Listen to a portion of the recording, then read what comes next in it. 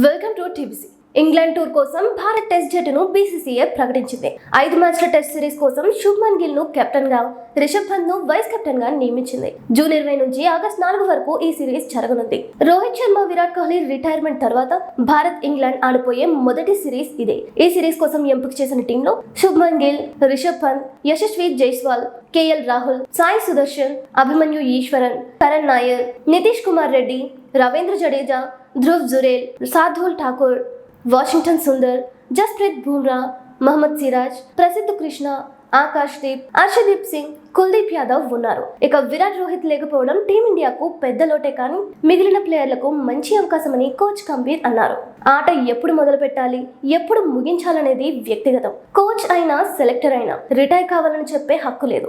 ఎంతో అనుభవజ్ఞులైన కోహ్లీ, రోహిత్ ఇప్పుడు టెస్ట్ జట్టులో లేకపోవడం లోటే. యువకులకు ఇది గొప్ప సువర్ణ అవకాశం అని చెప్పారు. ఇక ఛాంపియన్స్ ట్రోఫీ ఆరంభానికి ముందు కూడా బుమ్రా లేని లోటు ఎలా తీరుతుందని నన్ను ప్రశ్నించారని, అప్పుడు ఇదే జవాబు చెప్పానని గౌతమ్ గంభీర్ అన్నారు.